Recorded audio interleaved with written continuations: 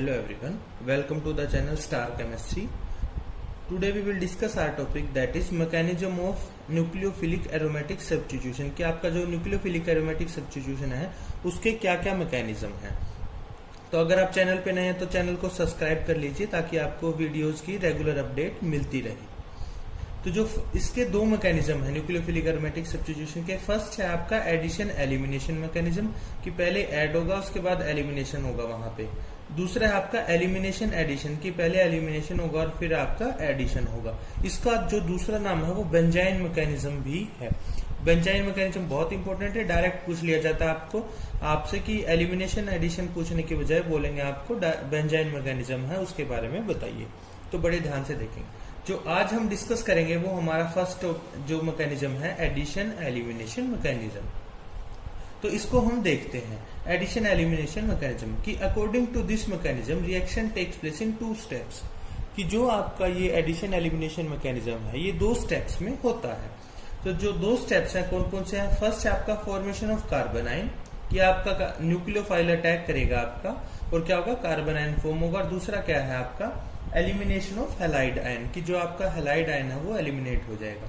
तो इसमें हम देखते हैं कि जो पहले फर्स्ट जो है इसको डिस्कस करेंगे फॉर्मेशन ऑफ कार्बन आयन को कि this is the rate determining step कि जो स्टेप 1 है यही आपका कैसा है रेट डिटरमाइनिंग स्टेप है। इसी के ऊपर आपकी रिएक्शन जो है बेस होगी, डिपेंड करेगी।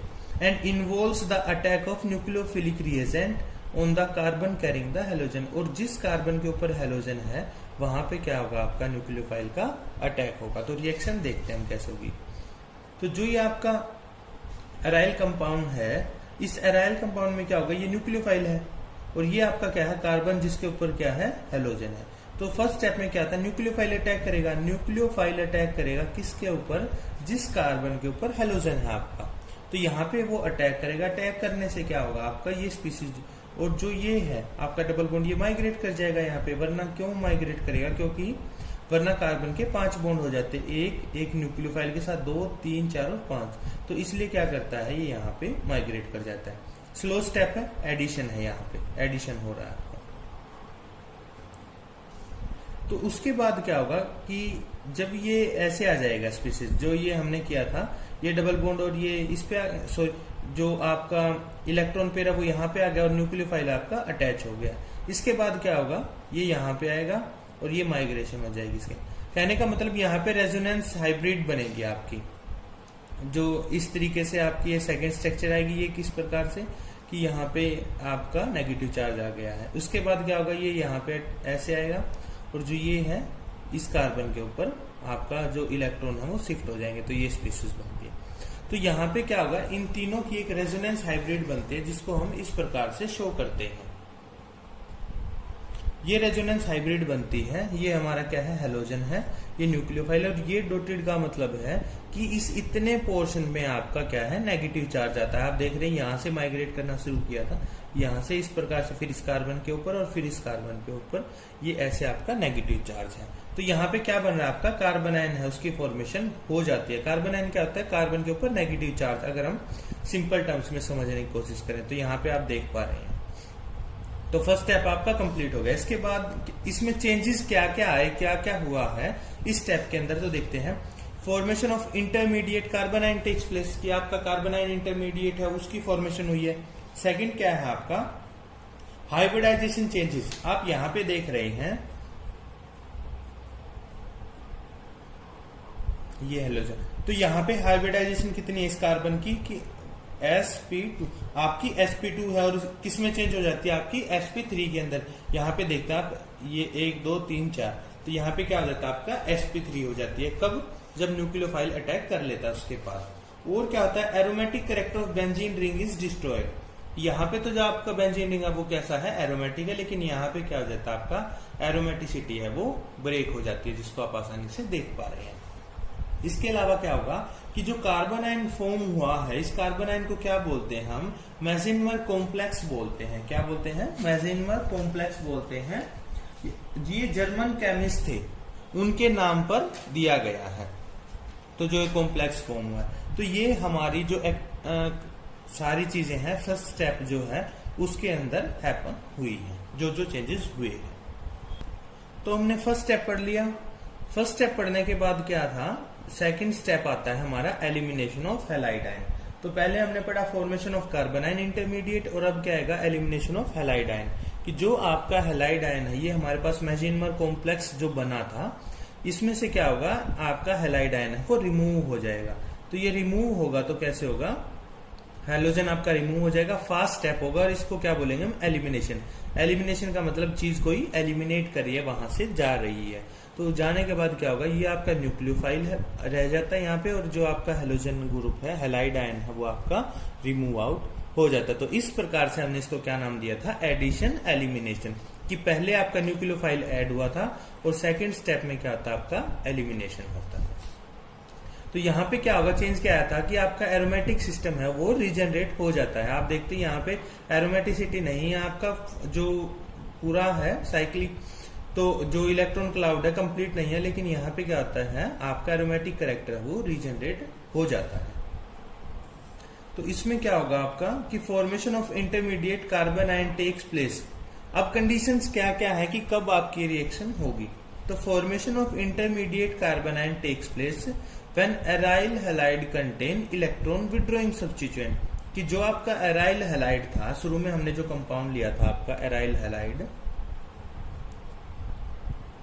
ये अगर इसके ऊपर इलेक्ट्रॉन विड्रॉइंग ग्रुप्स हैं तो ही आपकी क्या होगी, कार्बन आयन की फॉर्मेशन होगी। अब हम कार्बन आयन की फॉर्मेशन को क्यों देख रहे हैं, क्योंकि ये क्या है, हमारा फर्स्ट स्टेप है, रेट डिटरमाइनिंग स्टेप है, स्लो स्टेप है, इसलिए।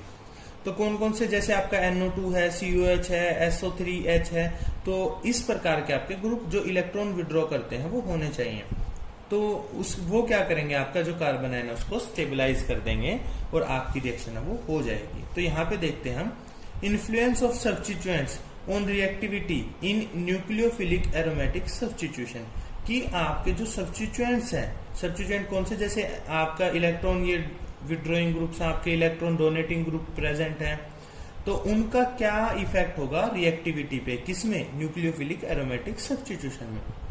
तो उसको हम देखेंगे कि आपके इलेक्ट्रॉन विड्रॉइंग ग्रुप्स हैं, आपके इलेक्ट्रॉन डोनेटिंग ग्रुप्स हैं, वो कैसे रिएक्शन को अफेक्ट करते हैं, रिएक्टिविटी को। तो देखते हैं कि इलेक्ट्रॉन विड्रॉइंग ग्रुप, EWG मतलब इलेक्ट्रॉन विड्रॉइंग ग्रुप, जो इलेक्ट्रॉन्स को खींच लेते हैं, जिनकी टेंडेंसी अपने पास इलेक्ट्रॉन्स को अट्रैक्ट करने की ज्यादा होती है। जैसे आपका NO2 है, नाइट्रो ग्रुप है, साइनाइड है, SO3H है, COH है। At ortho and para position facilitates the nucleophilic aromatic substitution. कहने का मतलब कि अगर ये ग्रुप आपके ऑर्थो पैरा पोजिशन पे हैं, तो जो आपकी न्यूक्लियोफिलिक एरोमेटिक सब्स्टिट्यूशन है वो कैसी होगी, फास्ट हो जाएगी। और इसके अलावा आपकी इलेक्ट्रॉन डोनेटिंग या रिलीजिंग ग्रुप है, जो इलेक्ट्रॉन्स को रिलीज करते हैं, खुद से दे देते हैं। जैसे आपका OH ग्रुप है, आपका NH2 है, आपका CH3 एल्काइल्स जितने भी हैं, ठीक है, तो वो क्या करेंगे, इसके अपोजिट इफेक्ट शो करेंगे, मतलब रिटार्ड कर देंगे, इसके प्रोसेस को स्लो कर देंगे, या फिर आपका जो रिएक्शन है वो होगी ही नहीं। तो ये इसके इफेक्ट आएंगे, इसके इलेक्ट्रॉन डोनेटिंग ग्रुप के। तो देखते हैं ऐसा होता क्यों है। तो ये हमने शुरू में हमारा रिएजेंट लिया कि आपका हैलाइड था, एरोमेटिक हैलाइड, तो इस पे क्या होगा, न्यूक्लियोफाइल अटैक करेगा। न्यूक्लियोफाइल अटैक करने से क्या होगा, आपकी ये स्पीसीज बन जाती है, ये अभी हमने पढ़ी थी।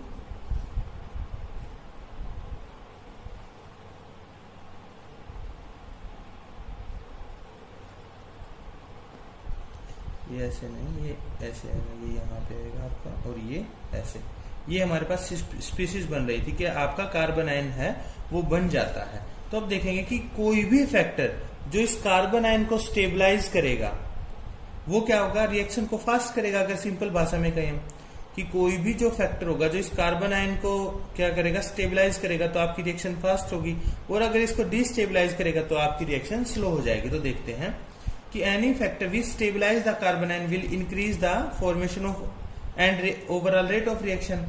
कि कार्बन आयन, अब दूसरी बात कि कार्बन आयन स्टेबलाइज कब होगा, कि कार्बन आयन स्टेबलाइज कब होगा कि कोई इसके पास इलेक्ट्रॉन ज्यादा है, अब कोई इससे इलेक्ट्रॉन ले लेगा तो क्या होगा, इसको खुश कर देगा, खुश कर देगा तो मतलब क्या होगा, स्टेबलाइज हो जाएगा। अब इसके पास पहले से ही बहुत सारे इलेक्ट्रॉन्स हैं, अब और इलेक्ट्रॉन इसको दे रहे हैं, और इलेक्ट्रॉन इसको देते जा रहे हैं, देते जा रहे हैं, तो क्या होगा, ये जो है अनस्टेबल हो जाएगा और आपकी रिएक्शन नहीं होगी। तो इलेक्ट्रॉन इसको कौन देगा? आपके इलेक्ट्रॉन डोनेटिंग ग्रुप। तो इसीलिए हमने कहा था कि जो इलेक्ट्रॉन डोनेटिंग ग्रुप है वो क्या करेंगे, इस रिएक्शन को स्लो कर देंगे या रिएक्शन होगी ही नहीं। जबकि जो इलेक्ट्रॉन्स को वापस लेंगे आपके, जैसे आपका ये हमने ग्रुप डिस्कस किए थे NO2CN COH, ये क्या करेंगे, इस इलेक्ट्रॉन ले लेंगे तो क्या होगा, इसको स्टेबलाइज करेंगे। स्टेबलाइज करेंगे तो क्या होगा, आपकी कार्बोनाइन स्टेबल होगा, और कार्बोनाइन स्टेबल होगा तो आपकी रिएक्शन फास्ट होगी। तो इसी के रिगार्डिंग हम एक एग्जांपल करते हैं जिससे आपको ये कंसेप्ट और भी अच्छे से समझ आएगा। देखते हैं, आपके पास ये 3 कंपाउंड है और इनमें पूछा जाए कि कौन सा रिएक्शन जो आपका है सबसे ज्यादा या fast addition elimination reaction show करेगा, तो वो कौन सा होगा। तो आप बताएंगे, स्टॉप करके खुद से आंसर लिखेंगे और उसके बाद आपका आंसर मैच करेंगे। तो यहाँ पे हम देखते हैं कि जो आपका पैरानाइट्रोक्लोरोटोल्विन है, पैरानाइट्रोक्लोरोबेंजीन है, वो कैसे होगा। अब देखते हैं इसमें क्या होगा। आपका ये है,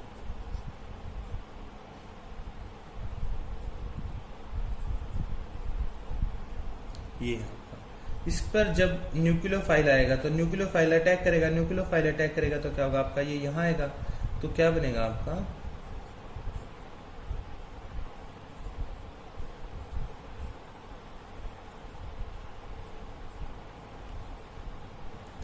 ये आपका क्या आएगा, न्यूक्लियोफाइल।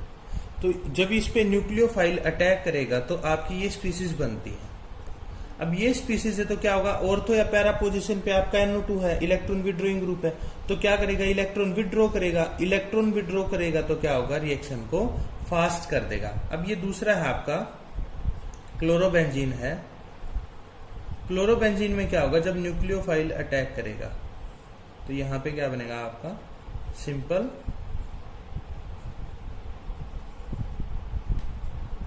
ये स्पीसीज बनेगी। और जो थर्ड केस है उसके अंदर क्या होगा आपका,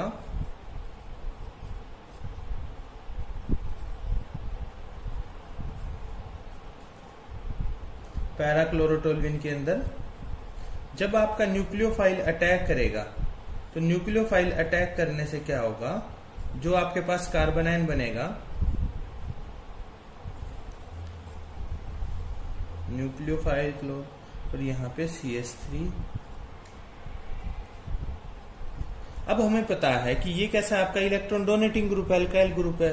तो डोनेटिंग ग्रुप है तो क्या होगा, इसको इलेक्ट्रॉन देगा। इलेक्ट्रॉन देगा तो इसके पास पहले ही ज्यादा थे, कुछ ये इलेक्ट्रॉन और दे देगा। तो उसकी वजह से क्या होगा, आपका जो ये है रिएक्शन नहीं होगी, या बहुत वेरी ड्रास्टिक कंडीशंस के अंदर आपकी क्या होगी, हैपन होगी। तो सबसे आसानी से कौन सी होगी, आपकी फर्स्ट शो करेगा, सेकंड इंटरमीडिएट आता है, और यहाँ पे जो रिएक्शन है या तो होगी ही नहीं या फिर होगी तो बहुत ड्रास्टिक कंडीशन में। रीजन क्या है, इलेक्ट्रॉन डोनेट कर रहा है, इलेक्ट्रॉन डोनेट करने से क्या होगा, कार्बोनाइन डिस्टेबलाइज हो जाएगा, कार्बोनाइन डिस्टेबलाइज हो जाएगा तो रिएक्शन आपकी नहीं होगी। और यहाँ पे क्या होगा कि इलेक्ट्रॉन्स है, विड्रोइंग ग्रुप NO2 आपका इलेक्ट्रॉन विड्रोइंग ग्रुप है, तो क्या करेगा, इलेक्ट्रॉन्स को अपनी तरफ खींचेगा। खींचने की वजह से क्या होगा, कार्बोनाइन आपका स्टेबल हो जाएगा, स्टेबल, और स्टेबल होने की वजह से क्या होगा, रेट ऑफ रिएक्शन जो है इंक्रीज हो जाएगी। तो ये हमने आज हमारा जो टॉपिक था डिस्कस किया। जो इसका सेकंड है आपका बेंजाइन मैकेनिज्म, वो हम नेक्स्ट वीडियो में डिस्कस करेंगे। तो आप आज का वीडियो आपको कैसा लगा, कमेंट करके जरूर बताइएगा। Thank you.